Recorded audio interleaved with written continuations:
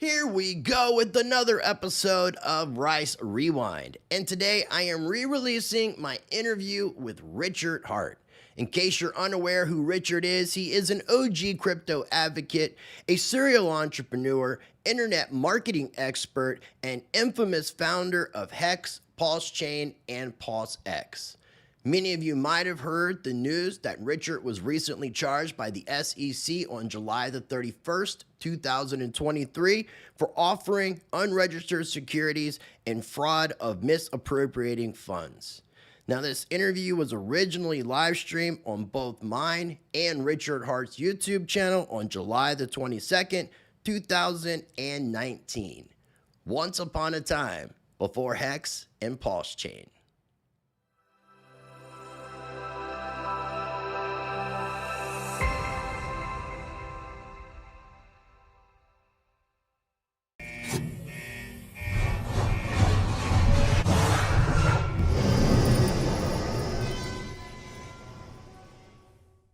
I think we're live, by the way. Cool. So, chat, I'm going to wait till you guys say electric plug, and then I'll know we're live. So when I see the word electric plug in chat, then I'll start talking smart people stuff. In the meantime, man, I just want to say I appreciate everybody for joining this live stream. I appreciate Richard Hart. Appreciate you for your time today. My name's Chris Rice Crypto. This is actually going to be a joint recorded effort, so you're going to see this on the Rice Crypto Show as well. You can check me out on my YouTube channel at Rice Crypto. Today, I am joined obviously by Richard Hart, and we're going to be doing a little bit of talking about Hex and a little bit of other things as well. We are got live, confirmation so of everything? chat about whatever you like. Cool. Yeah, we're good. We're good to go.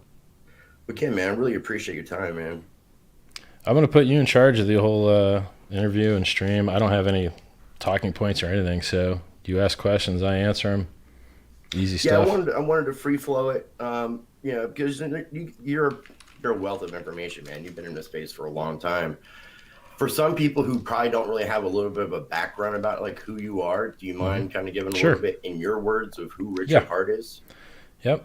I'm a retired serial entrepreneur. I started my first business out of my front yard, maybe year 2000. I think I was, 18, 19, something like that. I was doing car stereo stuff. I had a friend that started his own business even younger than I, and he was building computers. He built the shopping cart software. I helped him sell that.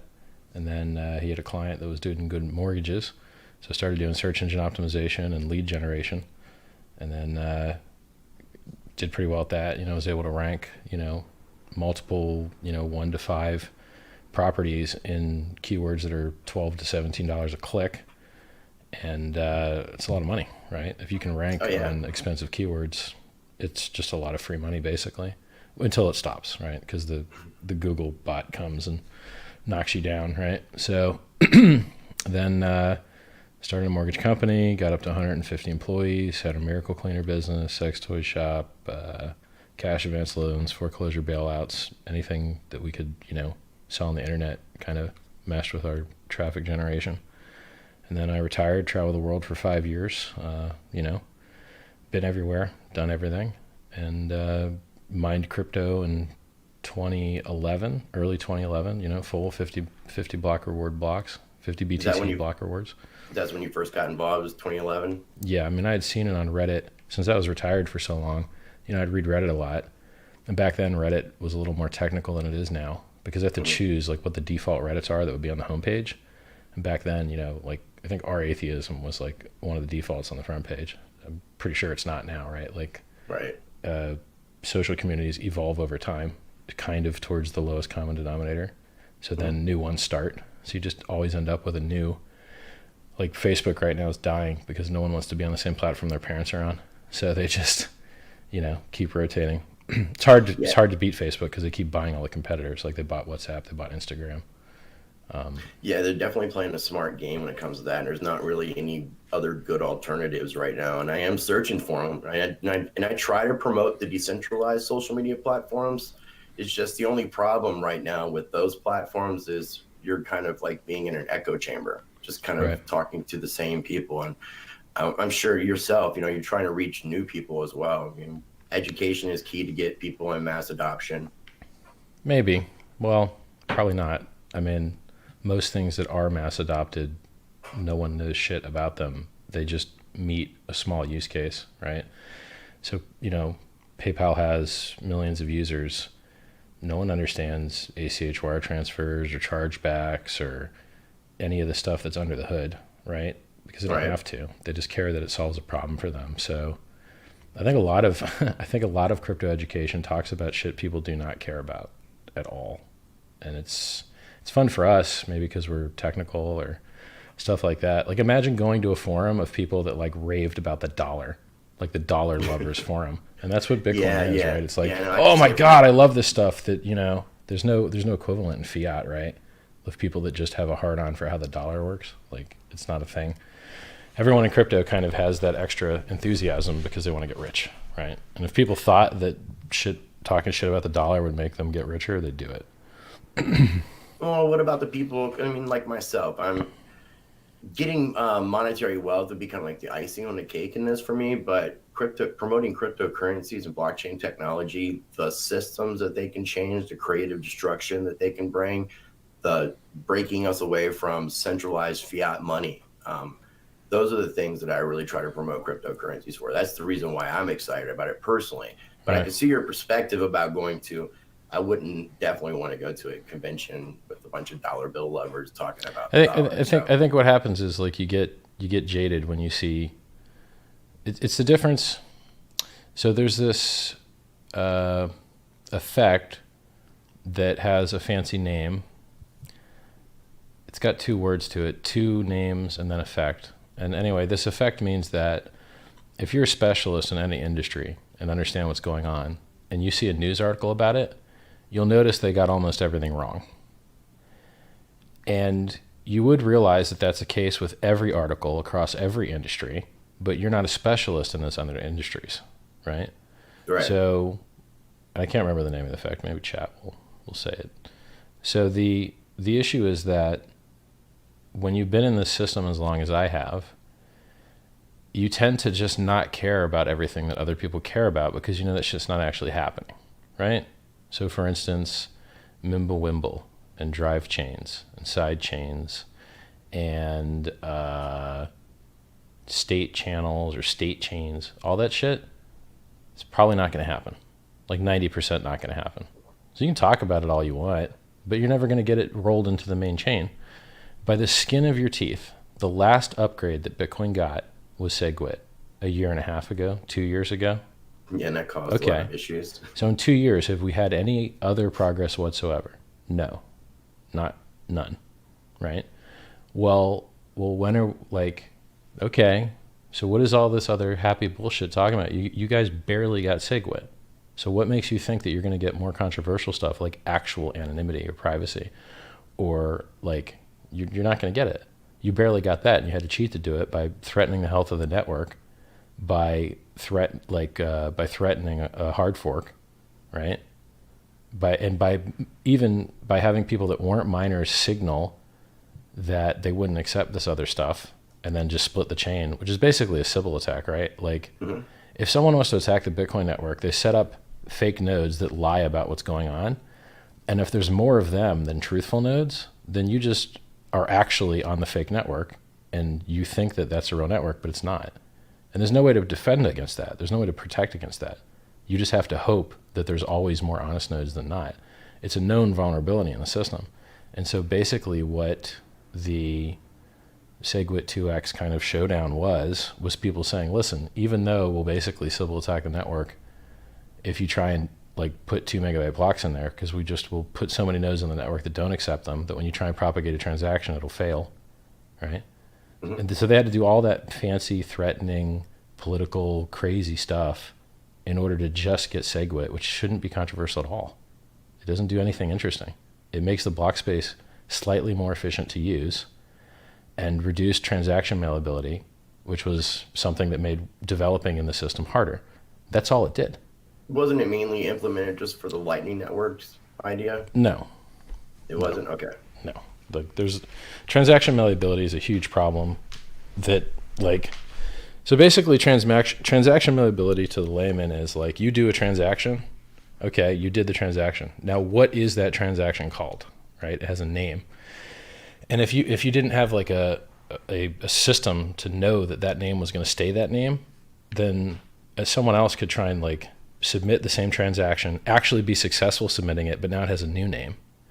And so your transaction would have gone through, but you wouldn't have known that it gone through because the name you're using to look it up wasn't triggered, right? And it's just a development problem. It sucks to develop in an ecosystem where you keep having to try and guess whether your transaction still has the same name or not, right? So, so fixing that allowed people to develop in the Bitcoin ecosystem things like Lightning or just wallets or just shopping carts, right? It made everything better because it improved the way that developers could develop, right? That's not controversial. It's not, right? So, but they barely got it passed because, you know, the miners don't have the same incentives you do. You're happy to see the halvening happen in about a year where the miners can start getting paid half of what they got paid the day before it. Right. You're happy to see that as a holder. You know who's not happy to see that? The miners aren't happy to see that. Because why do they need to get a pay cut? They're doing the same work. Why do they need to get a pay cut? Because the white paper said so? The white paper didn't even say so. The white paper never, ever, ever, ever, ever referenced the rate at which Bitcoin would be issued. That was a design decision made in the client, right? So go look at the white paper and tell me if you see anything about 50 blocks, halvening, any of that stuff. It's not there, right? So... So since we're talking about it, what are your thoughts like when that whole first fork took place, that with Bitcoin Cash and then later on with the Bitcoin Satoshi Vision, like with somebody who spent a lot of time reading the white paper, is there anything right now that is representing Satoshi's true vision? Who gives a fuck? He like is the new Corvette mid-engined model coming out in 2020 accurately representing, you know, Mr. Ford's, you know, desire to build the construction line? No, like it doesn't matter. Like it doesn't fucking matter what he wants. It does not matter whatsoever, right? What matters is that you are providing people a good or a service that they see value in, and that they invest economic mass into that.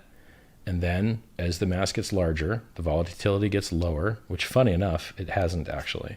The volatility is higher now than it was in 2017. You know, like I want to tell this to everyone that's viewing. All you guys have bags of Bitcoin. That's why you're watching me. Okay? You want the price of Bitcoin to go up. I'm going to tell you the truth about Bitcoin and things that suck about it.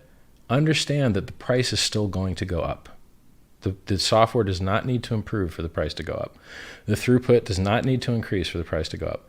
The adoption does not need to increase for the price to go up. Okay? If the Wall Street guys decide that they're going to FOMO this thing because it's a hedge against the dollar or whatever, that's enough for the price to go up 10x. You don't actually need anything to get better. So quit being little pussies and being mad when I tell you the truth about what's going on. Okay? Because people unsubscribe and get real crybaby and shit if you tell them the truth when all they want you to do is show their bag and lie to them. Okay? Right. That's what I appreciate about you, man. I mean, I love your honesty. Yeah, the price will keep going up, and that doesn't mean you have to pretend having no extra users is good. Do you see search volume increasing? Not really. Do you see wallet downloads increasing? Not really. Do you see transaction fees going down? Not really. Do you see on-chain transaction volume going up? Nope. Do you see, where's the good news? There's $10 million in the Lightning Network. What you gonna do with $10 million? On a project that's worth 60, 100 million or whatever? Like whatever 18 million coins times $10,250 is. So, you know, just people are so stupid in this space. They've never run real business. They don't understand economics. They don't understand technology. They just want you to say things that their retarded brain thinks, price up, right?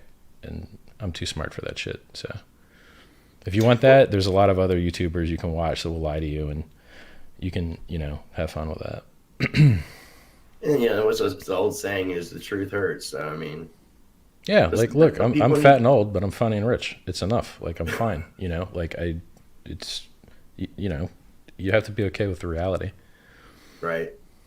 So the one thing the reason why I really wanted to talk with you to get a little bit of in-depth information about this Hex project, the first high interest blockchain certificate of deposit. We should try and talk about everything else first, because the people that watch me regularly, they know most of this stuff. So if you got any other like Bitcoin only questions, we should hit those first. Because well, you've been pretty spot on with the market recently with a lot of your calls. Like, what are you thinking about the market right now? What's going on and with the price action? I think people are stacking a lot of bids trying to defend 10K because it's a nice round number. And you have people on television like Tom Lee saying things like, you know, if we can break 10K, then it's institutional FOMO and it's shortly all-time highs. And then you've got other guys on television like Novogratz saying, we're in a ranging market from 10K to 14K. Okay, that's what these guys are quoted as saying. And what happens is when people say numbers, it creates a Schelling point, which is like a magnet for the price to go to, because people don't have anything else to rely on, right? They don't have numbers that pop into their head. So if Novogratz says 10 to 14K and Tom Lee says 10K, right? And I'm saying 8,500. Well, people are going to tend to cluster their bids around those places because why not? Where else are you going to put them? They don't have any other price points stuck in their head, right? You can Google Schelling point if you want to understand what it means. I guess I'll tell you. So if you and a buddy get lost in New York City and you want to find each other and you have no way to communicate, what do you think he'll do to try and find you? And everyone just kind of evolves separately into saying that they'll just go to Grand Central Station at noon, right? Okay. So people separately end up with guessing the same guess that other people would have guessed, right? It's like empathy kind of thing. What did you call this? A Schelling point, Schelling. Okay. It might be some other form of Schelling, like SH. I think it's spelled that way. Whatever. Okay. Google will autocomplete it for you. So, you know, when I say 8,500, you know, when I said 20K, the price wicked 20K. That's what happened, because I was, you know, 20K Christmas Richard Hart. People are going to bid. They say, oh, well, he says 20K, let's go to 20K. And it wicked 20K, right? And the same thing happened at 5K. And so I have this belief that if you have an audience and you say a number, it creates a magnet towards that number. Now, I've got a million reasons why we should hit 8,500. It's a 50%, God, Fibonacci. I can't remember it's a 50% Fibonacci retracement of the parabolic advance. It's a 40% drop from the top, which we've done tons of times in the bull market in the past in 2017. It's, you know, not too far from the 200 MA, which is, I think is like 7,250 or 7,500 now. So, you know, it's within reason. What else? I don't remember all the reasons that we have to go to 8,500, but there's a lot of them, right? And you'd be happy trading just one of them. The fact that there's so much confluence there, you'd be happy to take all of them. You know, combine that with the FUD of BitMEX investigation, the Trump tweeting against it, Munchkin tweeting against it, whose real name is Steve Mnuchin, who's the in charge of the Fed, not the Fed, sorry, the Treasury. No, he's like in financial services or something. He's the head of the Treasury. Okay. So he's, you know, when money gets printed, his department of the government prints it. Being ahead of the Fed is far, far, far more important. I just saw on the cover of the Financial Times today that the Fed is going to cut interest rates for the first time in many years by 25 basis points, which will print more money, which should drive up the value of everything, right? Yep. And it's funny when people talk about gold as a hedge against inflation. It's still down 30% from 10 years ago. Gold is? So, yeah. Maybe it's down 28% now because it pumped a little bit, maybe 26%. Yeah, like everything else is up far, far ahead. All this stuff's based off derivatives trading, though. It's not based off honest, true value of what we see that metal being at. People say that shit, but there's so much manipulation it's like, between look, all these different financial institutions. Yes, but if you can make money in manipulation, can't you make more money manipulating the way it wants to go anyway? Isn't it easier to make money manipulating for Bitcoin to go up instead of for Bitcoin to go down? Because it's a truly limited thing. So when people talk about like collusion and shit, it's easier for them to collude and let you make money with them, right? Than it is to like collude against you. So most of these like conspiracy theories, they don't really work. Like people say, oh, well, you know, the exchange trades against you.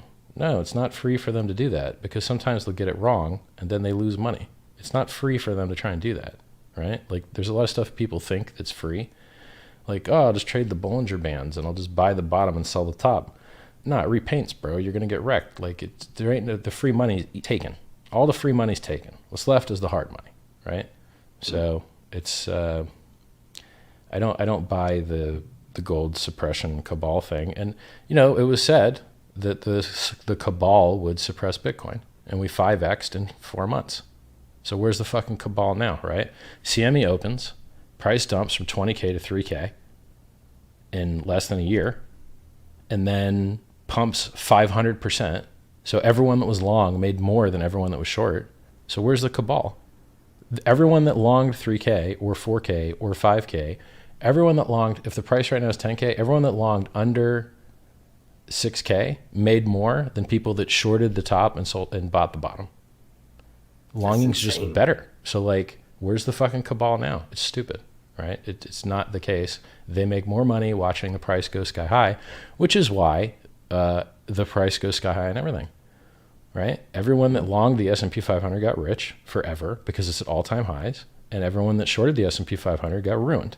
And the same thing with Bitcoin. Like, longing it beats the fuck out of shorting it. Yeah, that's why I'm wearing my shirt, long Bitcoin shirt, short the bankers. Yeah, well, see, that's funny because the bankers know more than you do, right? I know. So it's like everyone thinks that Bitcoin is this revolution that's going to change the world until you realize that the people that it serves are the people that started with the most money, right? So there's a lot of really rich people that have more Bitcoin than me. Why? Because they cared more about Bitcoin? No, because they have more fucking money. So I don't exactly understand how people think that they're going to be jumping up rungs in the social hierarchy when the bankers have already, like, did you buy 3K? Because I bet the banks did. We're buying their bags back now. They're already ahead. Like, they made the bottom. No one called me up and let, like, there was no future on premiums. There was no futures premiums. There was no options premiums. There was no volume on CME. And the fucking bottom just came, right? Somebody bought that shit. It wasn't retail. There's no Google searches, right? So whoever that guy was, or entity or group of entities that bought that, you know, they did fucking great. Now we're not sitting at a 5x now. You know, the bottom was about 3150, 3188, something like that. Mm-hmm. And then now we're sitting, last I looked, at about 10328. I figure it's 10250 because the back test came out now. And if it's like buy the rumor, sell the news, okay, it's kind of out now. So that's kind of news. So let's dump this shit. 10.3. And then you have this liquidity thing. Like, people think that stacking up bids over 10K like makes it so that the price doesn't go there. It makes it so the price does go there, right? So if a guy wants to sell his bag, and he's a big bag, right? He doesn't want to sell into a thin order book where he has a lot of slippage. So he just doesn't sell. But if people stack enough bids there, well, then it doesn't cost him much to sell into it in slippage because he can fill his whole order there. And so these liquidity pools act like a magnet. And when people try and stack up bids at 10K to defend it, they actually suck the price down to it because some big bastard wants to get filled with no slippage. It's funny. Yeah, I mean, and it's such a small market that, you know, if you have enough influencers like yourself talking about prices, I mean, it's real easy to. From that perspective, sure. Yeah, I agree with that. From that perspective, I mean, look, when you look at how thick the order books are, they're less thick since the BitMEX FUD. You know, rumor of an investigation with no documents to read is kind of shit, and no quoted individuals, and like, that's not exactly good FUD. Hey, we heard that maybe some bad shit's gone down. Now, okay. BitMEX doesn't allow U.S. residents to technically use their service, right? You would have to use Correct. a VPN and go through all the different back channels and all that. So how does the CFTC or anybody have any type of saying in what BitMEX is doing? I'll walk you through that. If you're not a U.S. citizen or a citizen of another banned place, and you're in vacation on the United States, you won't be able to use your BitMEX account because they'll think you're American and might kick you off. So what you do to protect yourself is you get a VPN, and their servers are in Ireland. So I tell people to use the Irish exit node because, you know, you have the least latency to their server. And then when you connect, you know, they don't have any reason to believe that you're an American, and you never have any problems. So if you go to richardhart.win, where you want that 10% discount on trading, richardhart.win, click it, and you access it through a VPN with an Irish exit node, then you're not going to have those types of problems. And they don't ask you for personal information. They don't ask you for ID. They don't ask you for anything interesting whatsoever. So you can trade in one confirmation by just sending some coins there. So. But what does the government, our United States government, have to do with investigating BitMEX that they don't allow U.S. citizens to trade with on their exchange? Yeah, pretty much. Like they would have to make the case. It seems like it would be out of jurisdiction. Well, yeah, it is, and it should be. They would have you would have, in order for me to care about that, you would have to show me precedent in case law showing that a website has to.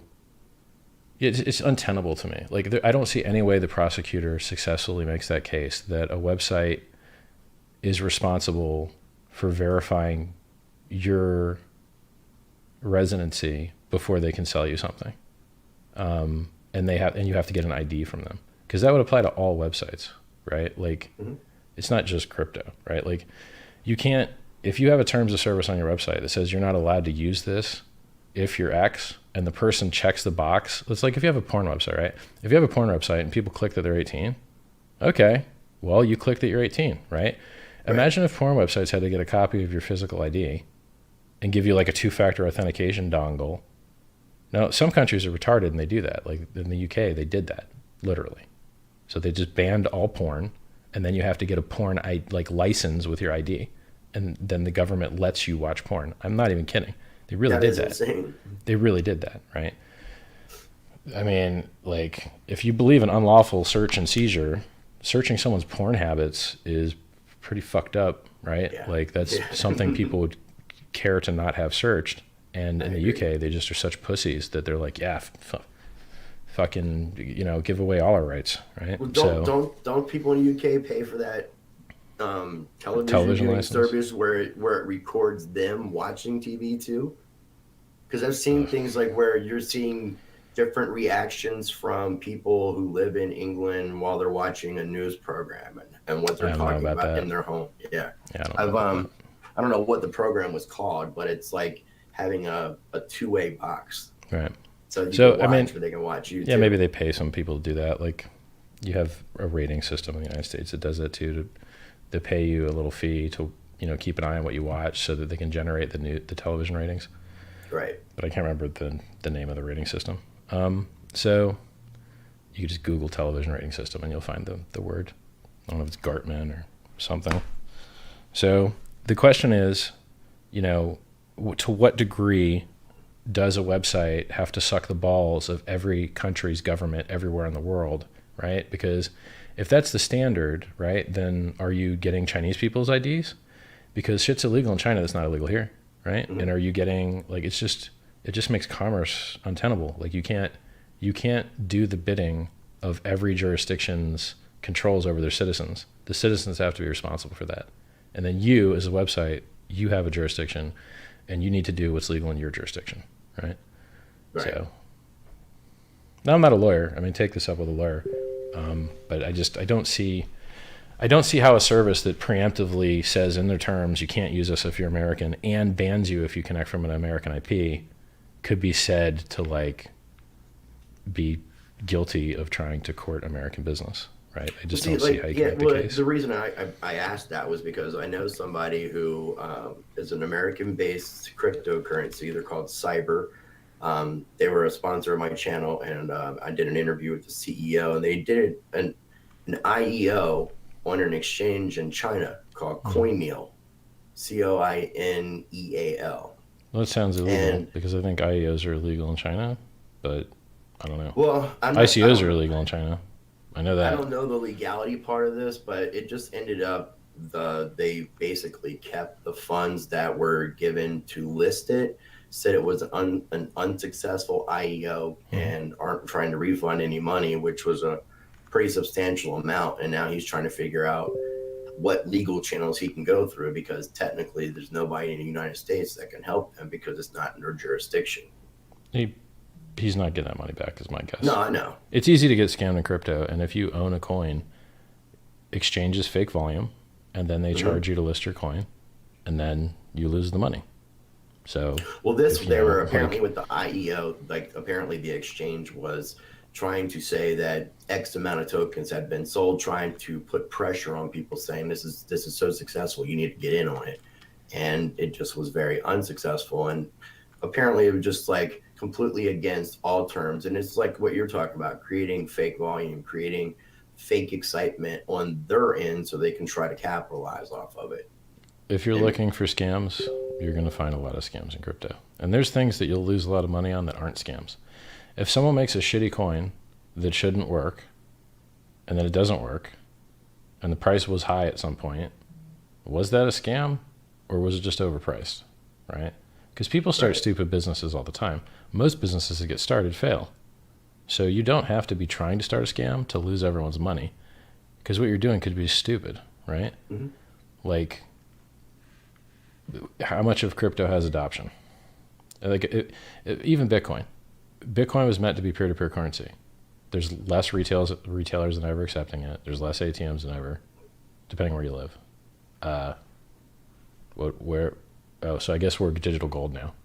That's fine with me. I don't mind it, right? Price still goes up. I'm happy, right? But we ain't getting any currency use, right? And that's what the white paper is all about, is the actual currency use. So I'm fine with a pivot, but like if someone wanted to be a stickler and be like, yo, you guys failed, you'd be like, yeah, yes. But a lot of things are pivots. YouTube was a pivot. YouTube was originally a dating website. They pivoted. Flickr was YouTube originally first started out, it was a dating site? Yeah, you can look it up on Wayback Machine. Okay. Right on the homepage, it asks how old you are and what you're looking for and stuff. So like, yeah, everybody pivots. Pivots are like very common. So it would be easy to defend the failure claim against Bitcoin with no adoption. I mean, you've been pretty much well known to be kind of a Bitcoin maximalist for quite a while. And Yep. Are there any altcoins at all that you find any value in? Prime coin, because I have a bag of it. So if you like, so for instance, if SHA-256 mining failed or was hacked or broke for some reason, then being able to rotate in a different proof of work would be awesome. And Prime coin is the only useful proof of work coin that exists. And that's kind of neat, right? So in Bitcoin, we burn electricity, hashing stuff, which has absolutely no value, which makes it, secure and more secure because it has no value. In Prime coin, you generate the prime numbers, and then those do have some scientific value outside of just mining, right? So ever so slightly reduces the amount of security you get for your hash rate. But how many other honest, forks of Bitcoin with proof of work exchange are out there? Litecoin is one, and they use scrypt, and then Primecoin is one that uses finding prime numbers. I bought it because I thought they were going to do a merge fork, and I thought the price would pump real hard. And then the guy that said he was doing it, he just decided not to do it. So that was a Prime coin. Yeah, it was called like a merge fork, combining. Well, the UTXO said they were going to give the UTXO set of Primecoin and the UTXO set of Bitcoin a new coin called Bitcoin Prime, and then it should have pumped like Bitcoin Private did, which was a shit show, but the price still went up 100x or whatever. So I thought something similar might happen. It didn't, so I got wrecked on that. Still There's a project out. There's a cryptocurrency called Goldcoin that has been out, I think, since like 2013. It's traded on Bittrex. It was originally, I think, a code fork from Feathercoin, which I think was a code fork from Litecoin, which is a code fork from Bitcoin. Well, long story short, they're doing what you're talking about, what Primecoin was going to do, and they're calling it a reverse hard fork. But they're basically forking the Bitcoin technology with some changes and additions and using the UTX, if I'm using that terminology correctly, from Goldcoin, keeping the Goldcoin branding and not doing because what they're trying to create is basically could be called like Bitcoin full scale. And you feel like they're creating a solution to the scaling, but instead of using the Bitcoin name and creating just another Bitcoin fork, they were keeping the branding of the Goldcoin, which I thought was an interesting concept. Look, if it pumps and you're in early, cool. So we're talking about coins that maybe have speculative value, right? Right. Those would be more exciting if the alt season kicked off, right? Which it may never come.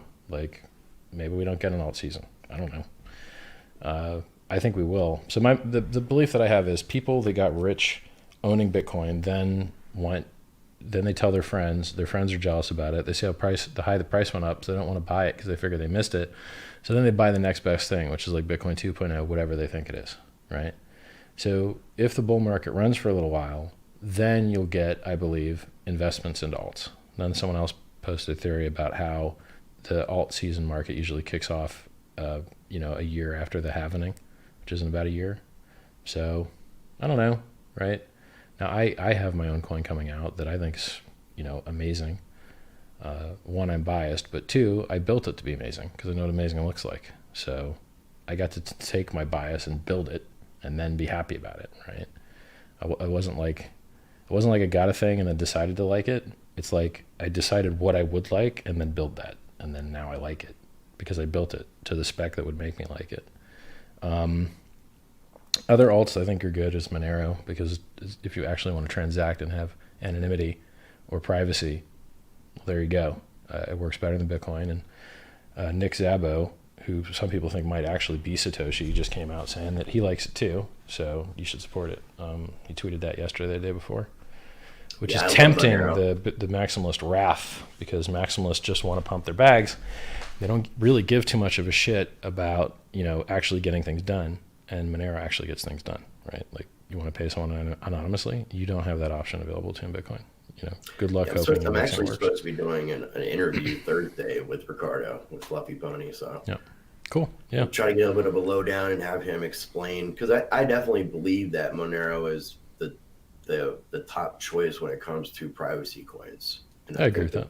Their community, their maintainers or developers. It's a great decentralized project, and I like what they're doing.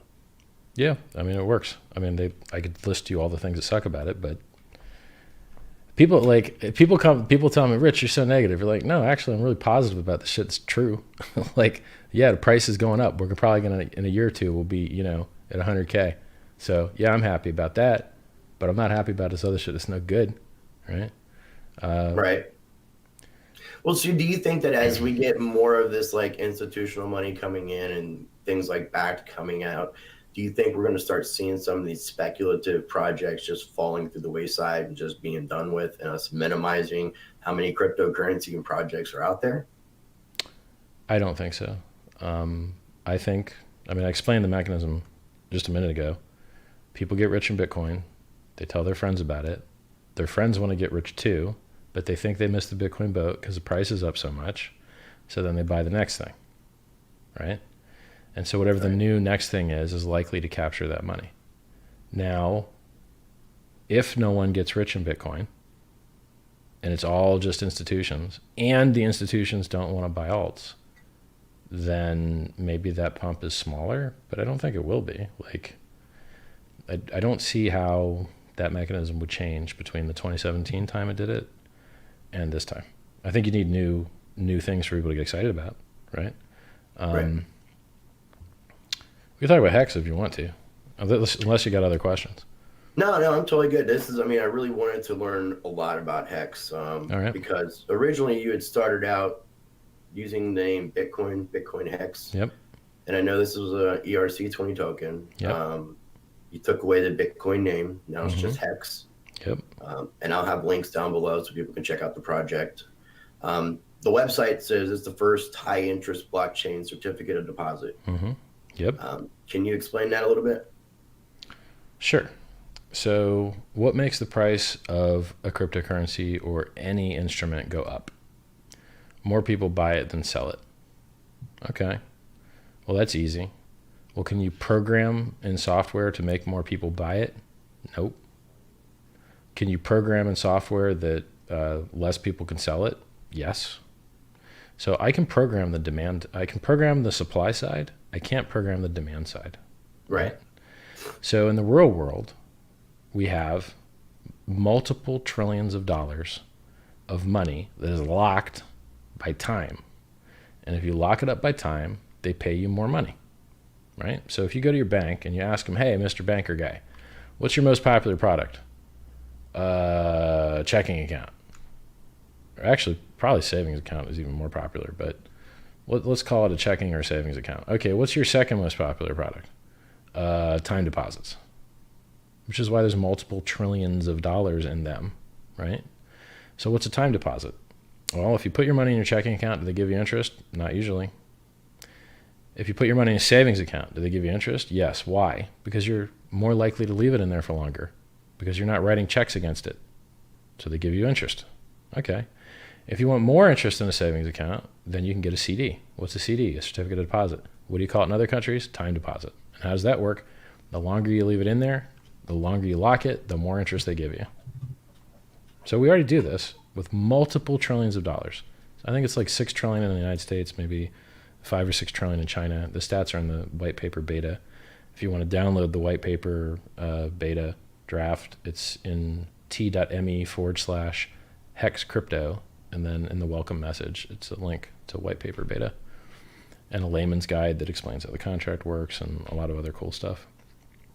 So no cryptocurrency is addressing the market of multiple trillions of dollars that is in time deposits. None. Naval, who's a very successful startup entrepreneur, thought leader in the startup space, technology space, society space, everything space, pretty much. It was either him or Balaji. Sorry if I get my Indian gurus mixed up. They posted, "Hey, is anyone working on like monetizing like time locks?" I'm like, "Yes, actually, because I'm a genius." All right, go to hex.win. So why is this so awesome? In Bitcoin, miners have to pay bills. And to pay those bills, they sell coins and drive the price down. Why? What else are they going to sell? Right? They buy mining hardware, which is expensive. They put it in a facility, which is expensive. They have electric bills, which are expensive. And they pay those with coins that they sell.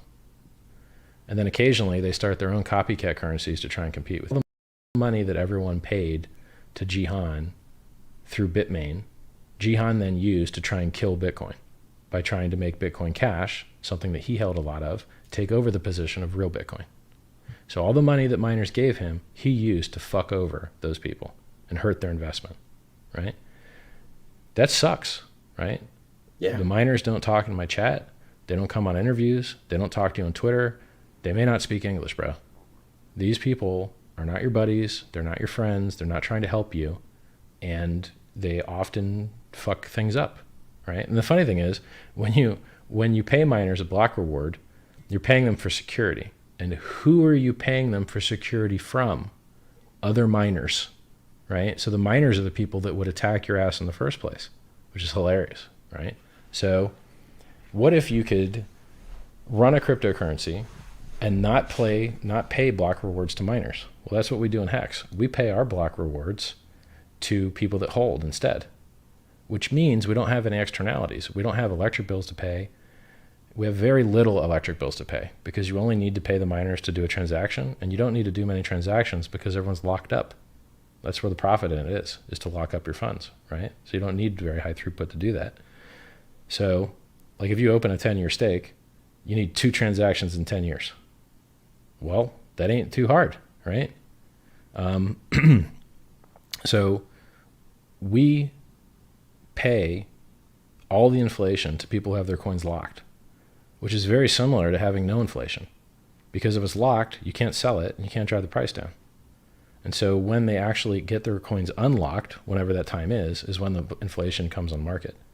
So, we're starting off with 3.69% inflation, and Bitcoin started off with hundreds of thousands of percent annualized. When you go from one block to second block, you just doubled the supply of the currency right there, right?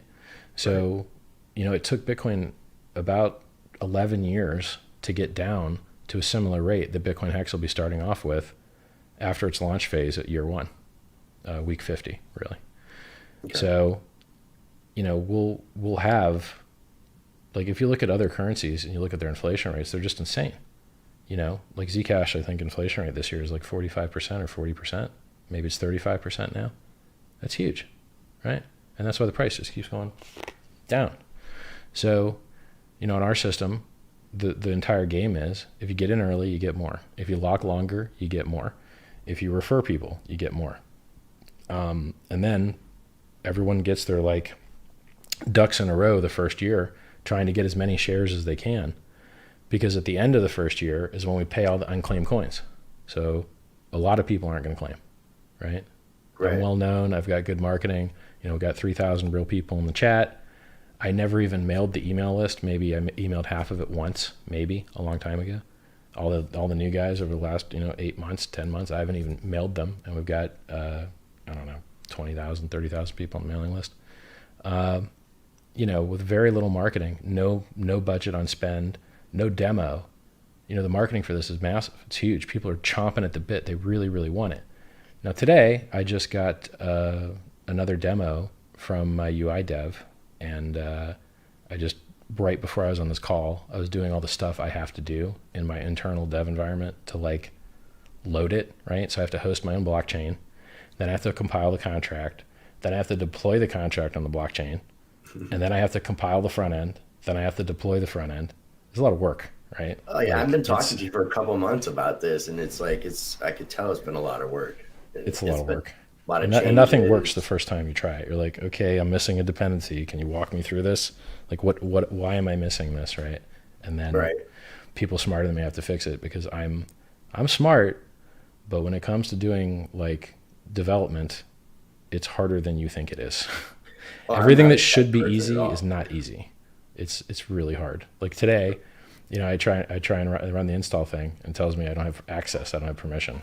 And I'm like, all right, chmod, and then giving permission for the operating system to access the file. I'm just like, oh God, this is so hard. So it's something you never have to do in Windows, right? In Windows, you never have to right-click a file and tell your computer that it has access to run the file that's in it, right? But in Linux, you have to, right? Because you can, long story. You can screw up really bad. It's just a different system, Right. Just just because you're logged in doesn't mean you can run whatever you want to run.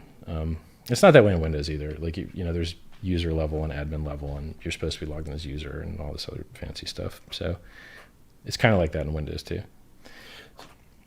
So you were mentioning at the end of the first full year, all the unclaimed coins will go back to those stakeholders. So you mentioned on the website that this is free for Bitcoin holders. Mm-hmm. Yeah, if you have Bitcoin at the snapshot, you're going to get 10,000 hex for each Bitcoin you had. It's almost always going to be more than that. So if you get in first day, you're getting a 20% bonus. If you were referred by somebody, you're getting a 10% bonus. If you stake longer, you get about a 20% bonus every extra year that you stake. So you're gonna get a lot of extra shares when you claim. So if you just click somebody's referral link, you're getting 10% more there. You're getting 10,000 base. So that means on every Bitcoin, you're getting 11,000. Plus, you're getting the 20% speed bonus if you claim first day. So that's like what, 13.2, something like that. So, 13,200 just for, being early and being referred. The guy that referred you is going to get 20%. So he's going to get 20% of that, of your net, like not your net, but the actual largest number. He's going to get 20% of the largest number there. So after all your bonuses. When is the snapshot taking place? So basically the timing is, I'm getting quotes from auditors now because the contract is done. The UI works now. The claim function is the last thing that he's building to make it work. Then we make it pretty. Some things are a little bit harder. So like doing graphic visualization of the state of the contract, like, what's the average return on investment from people that got in at X date? That's something where you have to turn the entire blockchain into a database that you can query. And that's not for sale as a service, oddly. I actually don't know why. It's a good business. Someone should do it. But, you've got your blockchain, which you access through an endpoint. In Ethereum, it would be Geth or Parity are the two, clients that people use to access it. Parity's faster. Maybe one day, Geth will be faster. They just released an update a couple days ago that makes it better, but I still don't think it's faster than Parity. So you've got your Parity node, and through that, you're accessing the state of the blockchain, right? And then you have to look at when your contract got started, and then every single event that ever applied to that contract. So every stake that opened, every stake that closed, everyone that emergency end staked, every coin that was burnt. So in our system, when you stake your coins, it burns them. And then when your stake expires, it makes you new ones and pays you. Okay. Which is there's reasons why that's cool. Because then you couldn't say that the contract was ever holding them. It never took possession. It's not a money transmitter. It never had them. It just destroys stuff and builds stuff. It never takes your stuff, right? So there's cool tax and legal arguments for that structure. Some thought has gone into these things. So how do you figure out like the max supply or anything like that? So because the max supply is a function of when people claim and how many people were referred and when they were referred, the max supply is basically the supply at the end of the 50-week launch phase, which I estimate is in between 550 billion, 750 billion, something like that. I'd have to check my sheet. And then from that point forward, it's just 3.69% inflation. That's it. All right. So it's very simple. Up to 50 weeks, it's hard because it's based on user behaviors. After 50 weeks, it's extremely simple. It's all the coins that existed at week 50 after, the lump sum payout of all the unclaimed coins. And then it just keeps going on 3.69% forever. And I'm okay with it. I'm okay with it being 3.69% forever because we're just paying people that are locked. We're not paying externalities. They never have to sell. They don't have bills to pay. We're not paying people to dump on us. We're just paying people that are locked. So it's not, I guess we're crediting people that are locked, but they're getting paid at the end of their stake, which is usually quite far in the future. Right. So the price will always appreciate if your adoption rate of people is higher than 3.69%, which is a pitifully low number. So, like I said, it took Bitcoin 11 years to get to that number, and it was at $20,000 when it did. So we're starting out with what it took Bitcoin 10 or 11 years to get to. It's actually very, very, very good.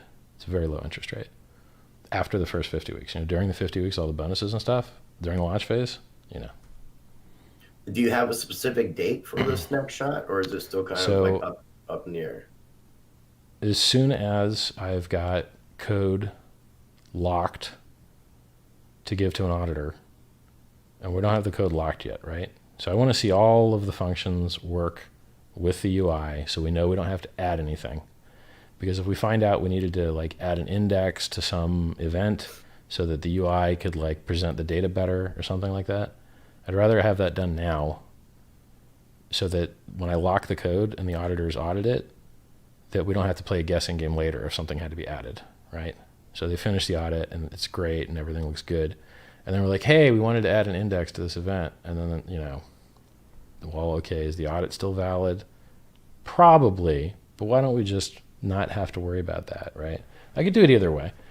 I don't think adding an index to an event would really invalidate an audit, but if the code can just be locked before the audit, I'm pretty happy with that too. So I don't know. Maybe I'm 50-50 on it. I just got this code now and putting it on my own blockchain. It's already on there, right? I just have to run the script so the contract's living on my own local blockchain, and that's fabulous. But now I have to have the virtual users start doing things on it, right? So they have to open up stakes and close stakes, and I'm just getting to that part, right? Once we've done that with every phase, right? So OpenStake, the only functions are as follows. You can claim your free Bitcoin, and when you do, you're auto-staked for 50 weeks. So you can't dump on people until you've seen the system, you've seen some gains. Now you can dump if you want to, right? So you're 90% auto-staked for 50 weeks. You can choose to make that stake longer so you get more bonuses, right? But it's a minimum 50 weeks with no emergency unstaking. 10% you can dump if you want. Have fun, right? This is a great idea because it stops people from joining the system that just want to dump on you. The people that are likely to join and stay, we're going to stake longer anyway. They don't care. The people that are likely to join and dump are less likely to join now because they're getting paid 90% less because it's delayed, right? Or they think it's 90% less because they only care about now. But if they were smart and cared about later, they'd realize it's more. So we're making it so that people that are likely to dump go away. We're not interested. And the people that are likely to stay join up and stay, right? Because that's how we get maximum price appreciation. Everything in the system is designed to make the price go up, right? The inflation rate, the staking system, the longer pays better, the bigger pays better, which now we call, I think larger pays better or something. We changed it from, it was longer pays better and then larger pays better, but we changed it to bigger pays better because they both had the same LGB or LPB. So Okay. now, just in a normal CD, if you have $100,000 in there, they pay you more. And on our system, in order to save the Ethereum network, we want you to transact on the network less because it makes everyone's fees less. And it gives you a reason to invest more, right? And have a larger stack. So if you have a larger stack, you're going to make slightly more interest. I think it's 10% more. I'd have to check the code. I think it's 10% more off the top of my head. And then, longer pays better will pay you up to 300% of your stack. So it's 200% bonus shares plus your shares you would have got anyway. It's up to 3x your stack. And then bigger pays better, pays you about 10% more. And those compound against each other. So Okay. and it's just like the real world.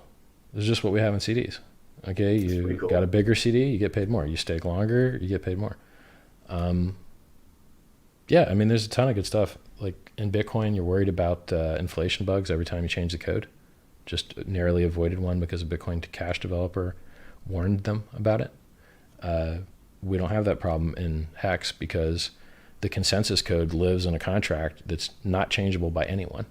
And so if the network upgrades to have higher throughput, there's no accidental way that they could screw that up because Right. it's there, immutable. It can't be changed, right? So it's less likely to have an inflation bug. Nearly impossible to have an inflation bug, in my opinion. What else? It's easier to interact with on DEXs. So now in Bitcoin, do you have a distributed exchange you can trade Bitcoin on? Not really. Why? Because the distributed exchanges are all written in Ethereum, and so they can easily transact in ERC20 tokens. You can do atomic swaps on ERC20 to ERC20 with no counterparty risk. You can do that on Bitcoin versus what? Basically Right. nothing. Like apparently someone might have done one between Litecoin and Bitcoin, maybe, right? And someone did one between Bitcoin and an ERC20, but it only went one way and wouldn't go back the other way. But in the Ethereum ecosystem, like off the bat, we have hardware wallet support for Ledger and Trezor because we use the MetaMask wallet, which has hardware support for Ledger and Trezor. So off the bat, we have a hardware supported currency. That's great. Like It is. like how many other currencies start with that? Like none. Like it's pretty great. Yeah, like I haven't been shilling Hex as much as I used to. I used to be snappier with all these like great points. There's a lot of them. You've been immersing yourself into this thing, so I completely understand. Well, building it and advertising are just entirely different. So I've been focusing on building it instead of talking about it because it's already over marketed and people are dying for it. So let's get a demo out there, right? Let's get people on the test net and then let's get off to audit. And then, once we send it off to audit, which I'm getting quotes now, I mean, we could be off to audit next week. It's possible. Then it's 2 weeks warning for the snapshot. Maybe we're in audit for 3 weeks. That's 5 weeks. I mean, we could have a snapshot within 6 to 9 weeks, right? Okay. Depending on when I just choose to send some money to an auditor and say go, right? They're expensive. So, and Are you going to give they're everybody not at all least like similar quality?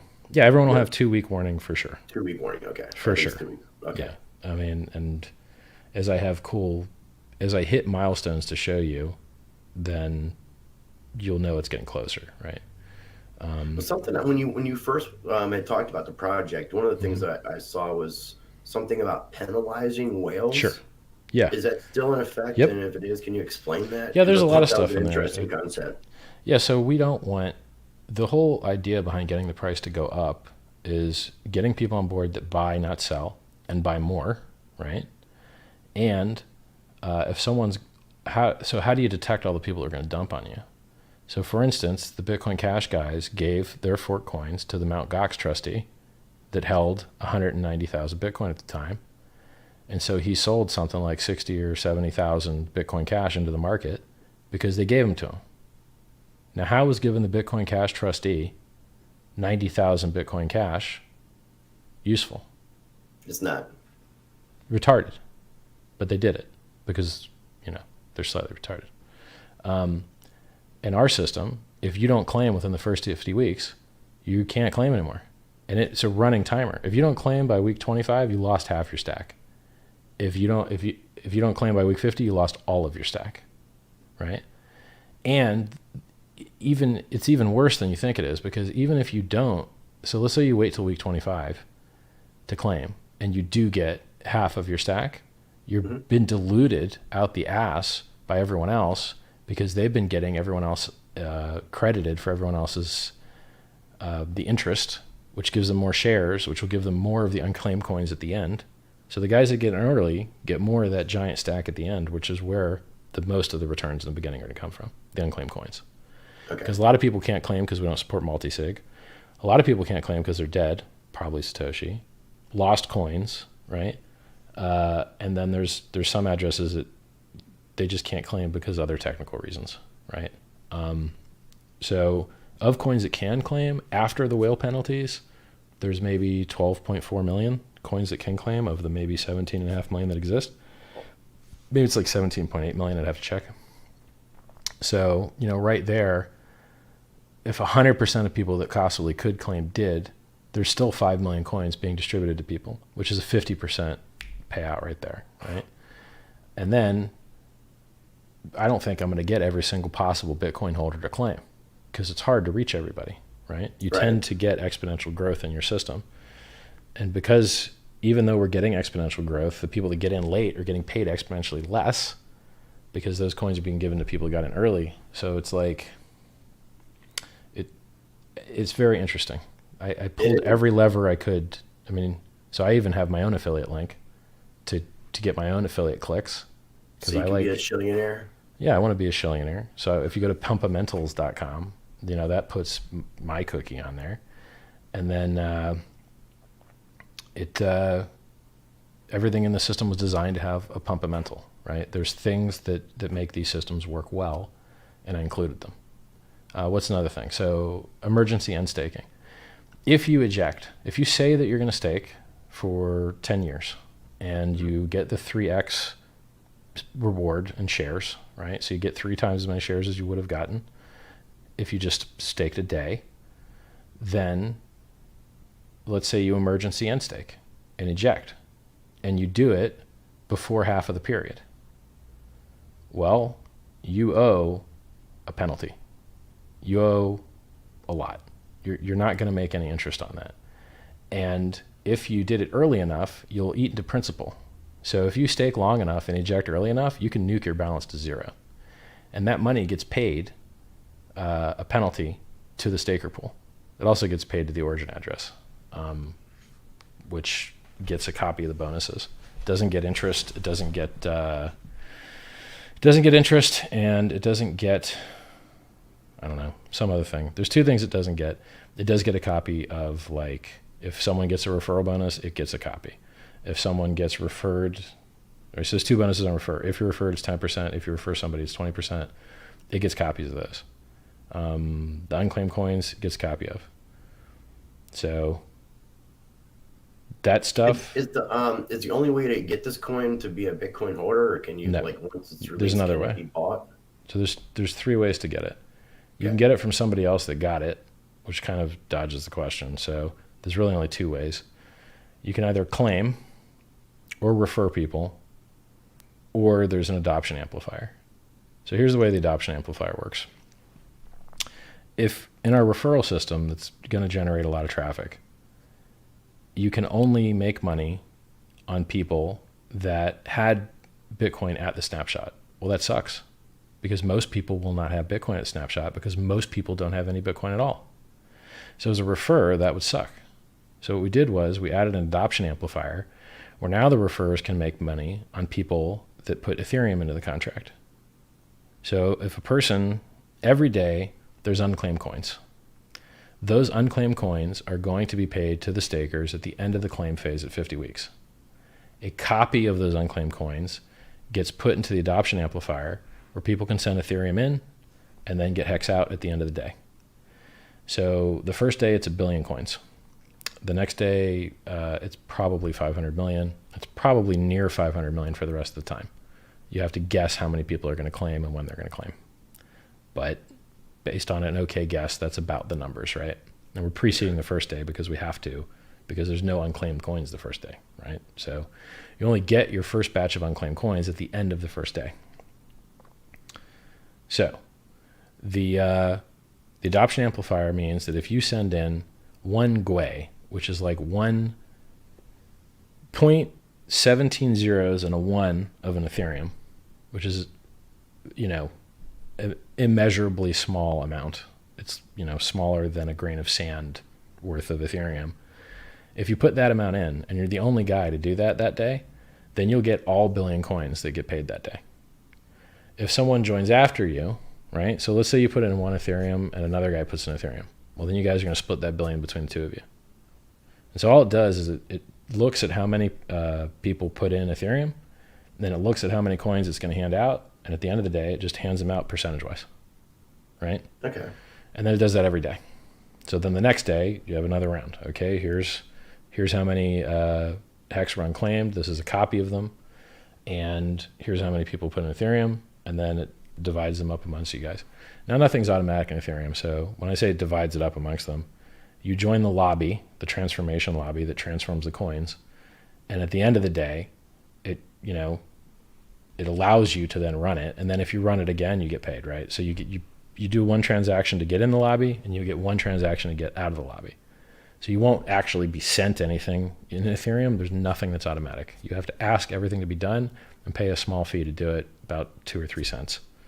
So when you join the lobby, it's about 3 cents to join, and then put in whatever you want for Ethereum. You ain't going to get that Ethereum back. And then when you leave the lobby, you actually receive the Hex in your wallet, and then you can, stake them or sell them or do whatever you want with them, right? The game is pretty much, if you get in early, so if you get in early in the lobby, then you can start staking earlier, then you can build up a larger stack internally that then pays you more of the giant payout at the end of the 50 weeks because it cascades, right? Because there's a share price. So every time someone end stakes, it updates the share price based on what their profit ratio was. So if one guy did really good and made a high return on investment, then the share price gets set to that. And then the next guy that wants to get in, he's got to pay that higher price. And that's in effect how the internal compounding is done. So if you got in early, right, and you compounded your gains and compounded your gains, we'd have to keep spamming the network with inflating everyone's numbers. So instead of doing that, we just did the inverse, which is mathematically the same, which is we just have a share price that keeps going higher. So instead of having to compound everyone's shares and create larger and larger numbers, we just have a share price that goes up. And so now if you get in later, you're going to have less shares because the share price is higher because all those other guys got in before you, right? Okay. So there'll be a chart of the share price, and there'll be a chart of when stakes are coming available, right, to be unstaked. And then there's, if you don't end stake when you said you would, you'll be penalized after a 2-week grace period, 1% every week, right? And that gets paid half of it to the staker pool, unless someone of the niceness of their hearts runs the good accounting function and saves you from being screwed like that. So if anyone in the world can run the good accounting function and pay to save everyone from that fate, and if they did that once every 2 weeks, no one would ever pay that penalty. The reason for that is when you have shares in the share pool diluting everyone else's payouts because you're reserving payouts for yourself, if your stake's expired, you're reserving payouts you can't even get, and you're just paying everybody else less, and it's not fair. And so who should pay to do the logic to update the state of the system to remove your expired stake? You should, because you opened that stake. So it's kind of neat. Like if people want to eject early, the people that didn't eject get paid more, the loyal stakers. If people, get in and get a bonus and then just let their stake expire and basically screw everyone by getting everyone else paid less because they were in there sucking up money that they're not even going to get paid, well then the stakers will be made whole, I think, you'd have to check the math on it, by getting half of that guy's penalty, which is all of his money, right? Like if you don't end your stake and you wait 100 weeks and no one else ran good accounting for you, I mean, it could be the case that someone out of the nicest of their hearts, because it's so cheap, just runs this for everybody every 2 weeks and then no one ever pays it. Could be the case. Right. So I just built game theory in there for there to be a financial incentive to update the system state to be accurate. Someone had to pay for it. Why not the guy that made it inaccurate, right? Makes sense. So now, if I was to claim when the snapshot takes place and it's time to claim my tokens, if I was to claim my tokens, do I have to stake them? No, you can sell. Okay. So let me remind you, you can sell 10% of them. 90% of them will be auto-staked for 50 weeks. When the 50 weeks is up, then you can run the end stake function and then, do what you want with them. And so you plan on having Hex listed on exchanges? Well, I'm assuming, IDEX, who has the most volume of any DEX on Ethereum, said they wanted to list it. And EtherDelta will list anything that you have the address for, because anyone can add anything. I think they have a lot less volume than IDEX does. When we're in audit, I'll be making the phone calls to all the, normal exchanges people we've heard of, see if they want to list. I'm careful about what I tell you what's going to happen, because in order to not be a security, you have to not give money to a common pool with the expectation of profit from the work of others, which means I got to make sure you expect no work from me, right? So if great things happen after launch, great, but I'm not promising you them, don't expect it, because I don't want to be a security, so I can't give you those expectations, right? No, yeah, you're definitely treading on some interesting grounds all the way around. And for you to have to take all this legality stuff into effect, I mean, people don't realize that. I mean, you made the wrong decision, you could be paying for this in the worst of ways. Thanks for that positive framing. I don't mean it like specifically. I'm just saying in general, if somebody makes the wrong decision, the government could come at you and make it very, very hard. The less that you piss the government off, the better your life will be. So if you can do good things without stepping on toes, great, right? So I have never and will never tell you that there's some work that you're going to be getting because you paid some money for a thing. When it's launched, it's not editable, it's not changeable, it is what it is. It's audited, it's awesome. It's probably more secure than Bitcoin, at least from inflation bugs, which is the only real problems Bitcoin's had. They had to roll back the chain once because someone printed 6 billion coins. And they had you can read about the report on what happened with the recent inflation bug. So like the incidence report. If you like that and you like the mad gains, you like the pump up panels and you love the stake until you make it and the program to pump and all the other awesome stuff. We got a bunch of guys that love to make memes, t.me/hex memes. We got a hex meme subreddit. And this is without a demo, which will be soon. Like if I can internally test it. The people in your Telegram group are rabid, man. They're definitely on your team. I mean, think about it this way: when Vitalik launched Ethereum, I don't think he had as many followers as I do. I don't think he was in television like I am, and I don't think the ecosystem existed for him to have things audited at the time. So whatever good things Ethereum had going for it, we kind of have better, right? Like we have a better personality, better marketing, better sales pitch, like World Computer and Unstoppable dApps and all that shit. No one cares. No one uses any of that. None of it, right? Our use case, stores value, get paid more for locking longer. You can't fuck that up. Like we don't need people to want to do something new, right? People buy tokens because they want the price to go up, and they never spend them anyway. They just hold them. So why not get paid to hold them, right? Like everything we're doing is proven, tried and true, 90+% of the actual utility in crypto. All these other tokens that, we're going to replace cell phones. No, you're not. Oh, we're going to replace internet access. No, you're not. Oh, we're going to timestamp. You ain't timestamping shit. No one cares. truly no one cares at all. Like, are they, no, and there's no adoption anywhere in crypto except for speculation. And so we're doing speculation better. And we're addressing something that's got a $4 trillion market cap. If you look at Ethereum and you think, all right, well, what's the market cap for dApps?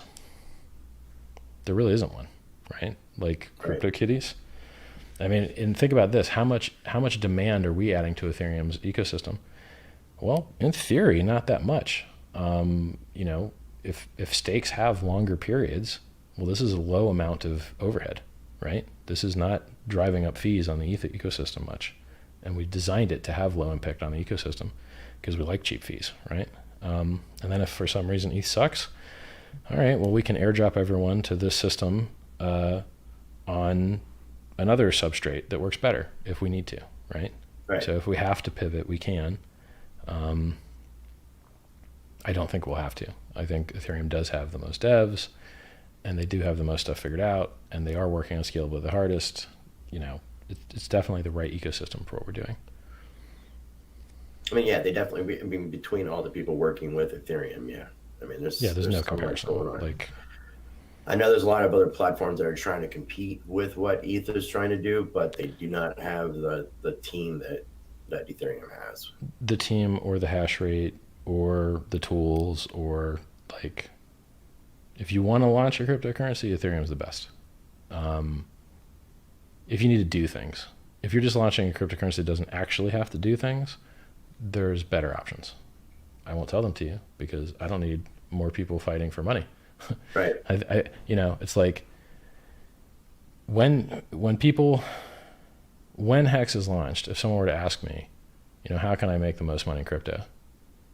I'd probably tell them, well, you're going to make the most money in the thing you get in the earliest. Why? Because it gets harder to pump things that are larger and larger, right? Mm-hmm. Like, I'm glad we got our 5X from 3K, right? That's awesome. When I called the 20K Christmas at 3 or 4K, all right, there's a 5X, right? And I'm okay with calling, 100K now, right?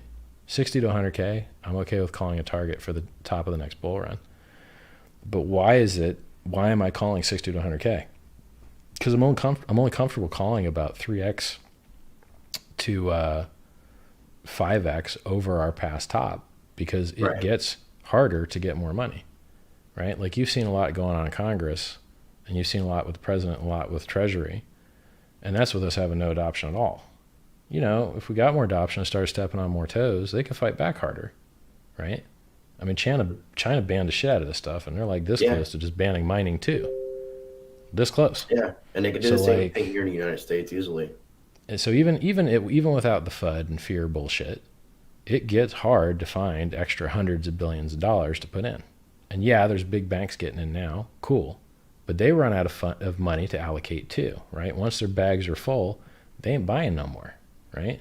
Now, I don't know when they're done filling up their bags, right? But at some point, it's going to get harder to make insane gains on something that has such a large market cap. And once the market cap actually has, let's fanboy it and drink some hopium or sniff it. I'm not exactly sure how hopium works because I don't really fuck with it. Right. But, let's say that it's the most adopted currency out there. Well, then you're not going to get any gains at all because then everyone's already got it. So you're going to have to wait for new humans to be born, I guess. Right? So if you want maximum ROI, a project that you're in early on is going to pay extremely well. That picks up and gets adoption. Not even adoption, but just hype or whatever, right? Because these prices go up to infinity on no adoption whatsoever. So if a project is fake and doesn't work but has good hype, it's going to go to the moon. Congrats, welcome to crypto, right? It does the same shit in the stock market too, right? Theranos was fake, went to the moon. Enron was fake too, went to the moon. So, yeah, world's first Bitcoin blockchain CD addresses a multi-trillion-dollar market no one else is addressing. Audited smart contract you can feel safe putting money into. And it's totally, there's no middlemen, right? So, if you have to buy from an exchange instead of the adoption amplifier, maybe they don't give you your money. Maybe they lose your transaction. maybe they don't like you anymore and don't let you log in. Maybe their cold wallet gets hacked. Maybe they never had a cold wallet and it was really hot the whole time. Mount Gox. So like, you know, with the smart contract, the same thing that mints the coins, you ask for the coins and it gives them to you. No counterparties, nobody in the way, no fees, no order book, no bid-ask spread. New coin launches on an exchange. Dude market buys into a basically empty order book, buys like, $1,000 worth.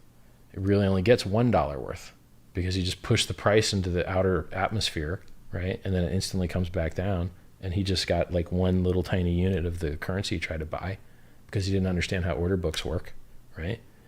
I just saw that happen on an exchange, I don't know, a couple weeks ago. Happens almost every time any token launches. And then the chart looks like crap forever because that guy bought into a nearly empty order book. I did that when I first bought Bitcoin too. So I understand. I was smart back then. So, I mean, being really smart and being successful in business and such doesn't mean you understand how order books work. It's hard to learn when you first see it. Trading itself can be hard. And a lot of people think they know what they're doing. It's war. You're trying to take someone else's money. Why would it be easy? You want to take his money, he wants to take your money.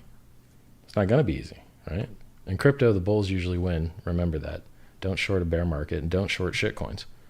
Yeah, you might make money for a while, but when they eventually rip or exit pump or whatever, you're going to lose it all. So if you want to get into Hex, I'll tell you guys what you should do now. Go to my Twitter, twitter.com/RichardHartWin. I've got like 52K followers on there. Follow me. You're a baller. Thank you. Go to t.me/Hex Crypto. That's the Hex Telegram group. You can read the white paper. You can read the layman's guide that explains how the contract works, every function. They can tell you how to set up a wallet, all that good stuff. Hex.win is the website. Sign up to the email list. When I have something cool to demo, I'm going to mail the list. You don't want to miss out signing up. If you don't get in the first day, it's going to hurt. You're not going to make as much, right? Everything is built around getting in early and getting in big. Maximum returns on Hex would be have Bitcoin at snapshot, claim the Bitcoin, dump the Bitcoin, buy Ethereum, put the Ethereum in the adoption amplifier, get more Hex, stake that, and then you got maximum compounding at the lowest share price to get maximum reward when all those unclaimed coins get paid out at week 50. And you can also stagger your stakes.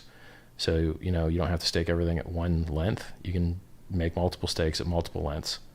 And then, if you need a little or whatever, you can deal with smaller amounts.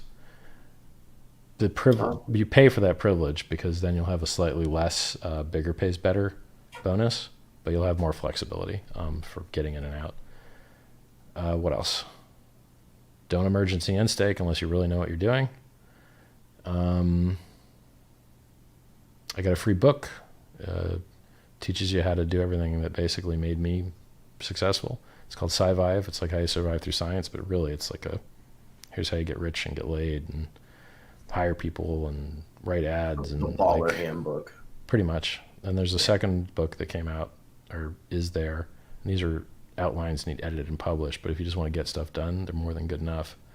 The second book's called Fix the World, which is like political and such. So Sci-Vive is stuff that you can change to be awesome. Fix the World is stuff that you can't change, but are systematic, like the education system, the political system, that if they were changed, the world would be better. And some small set of human beings has influence over those that they could change those things. Got a trading channel, t.me/straight charts. Got a price predictions channel, t.me/Richard's calls. Got a general crypto chat, about 6,000 people in there, t.me/Strape. If you want to donate to a charity, you might save your life. Donate to sens.org, SENS. They also accept crypto. And if you want to trade, richardhart.win. If you're on vacation in the States, use a VPN. If you want a half price VPN, there's a link for it in the calls channel. I think there's a link to it in almost all the channels. Cool. Yeah, and I'll definitely make sure I get links down for all this stuff, to include down below on my end.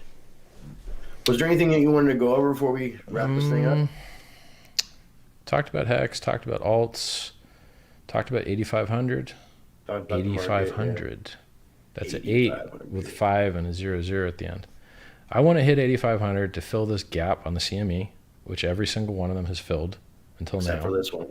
I think there might be one above us at 12K too, except for these two. We might have filled the 12K one. I have to look, but I think we did. But okay. I'm not 100%. Yeah, we might have. So there's one or two left. One of them's above us, lucky us, unless it's already been filled. Yeah, I want to fill the gap underneath us at 8,500 on CME futures. I want to hit the 40% drop. I want to hit the 50% retracement. I want to hit these things, and then we can go straight to the moon. Okay, give me 8,500, then we can go to the moon. I feel like I'm missing something. I'm thinking of selling shirts, I guess. It's like, I'm probably Like not going to Hex get around shirts, to or doing just it. like you go start your own, Some like, dude little made a business? Hex shirt and it looked awesome, and he has Your one and I design, don't. that logo design is really sweet, man. We put a lot of work into that. It's I like it. It's simple. The colors, it's just all together. Pops. Looks really good. Looks great at low resolution, pops really hard. And the thinking behind it was, all right, hexagon with exponential growth, right? So there's 3 hexagons getting bigger and bigger. And then, yeah, like we wrote a guide on it. The color scheme is kind of tequila sunrise, which is copied off of a real sunrise. It also looked a lot like Instagrams, but I didn't know that at the time. Instagrams has like 4 colors and there's purple on one of them, so it's not exactly the same, but it's kind of a similar color scheme. Then there's some other aesthetic things like Outrun, Synthwave, Retrowave, and I can't remember the other one that are very similar color schemes. But your marketing itself is, I mean, that's one of your strongest points, I think, is your marketing. Wait till I start spending money. The king of marketing, the billionaire. Yeah. Wait till I write my first check. Like, you know, there's all kinds of, I used to run a marketing company with 150 employees and do mostly web, lots of print, nearly no radio and television, but some. And, you know, I had a team that built creative. I had a team that managed like metrics. I had a team that, you know, like did each of these individual things. I would love to do similar things for this. I'm just missing 1 or 2 little things, right? And they're very close. And then I can start to do amazing things, because all of crypto marketing so far has been mostly terrible. It's just been horrible. Bad headlines, no unique benefit statements, no limited time offers, like all of the stuff that I would do for any other normal business I've ever been involved in. I've never had the opportunity to do for crypto because I didn't have the profit margin, right? As soon as you give me profit margin where I can make more onboarding, if I can make $50 paying $30 to onboard a new customer, well, then I'm up 20 on each guy and I can roll that back in and turn up the turbos and amplify it, right? The reason that you don't see any ads for crypto is because no one can be profitable advertising it. So you don't see any ads, right? And if magically somebody is profitable advertising it, is an exchange getting rich on bringing new customers on board what you want in a system that's made to replace middlemen? Do you really want, you know, the people that started Coinbase made more on Bitcoin than Satoshi did? Fact. Well, is that great? Right? I don't think so, right? So more trustlessness, less counterparties, less middlemen, and advertising by having perhaps one holder that has enough profit margin to be able to afford onboarding new users. That'd be great. Like, I can't wait. I think I actually heard you talking about this, about, you know, when you have a decentralized project, you don't have a marketing department per se. So if you have a bad one, the nerds that bought in, that consist of no women at all. My viewership in my last video had 4% women, which is a 400% increase over normal, which is 1% and less, right? So I'm glad some guys switched their profiles to female, or maybe there's some girls watching now. But like, think about the good ads that we have in Bitcoin. We had Magic Internet Money Wizard guy and Bitcoin Billboard guy and HODL. I think that's it. That's all we got. Like, I mean, I've already got Program to Pump and Stake It Till You Make It, and like a bunch of other slogans that are pretty badass. Stake it till you make Before it. you even have a demo, you know, like it's, I don't know. I guess no one's ever really done a good job advertising Bitcoin, in my opinion. And I've been there since nearly the beginning.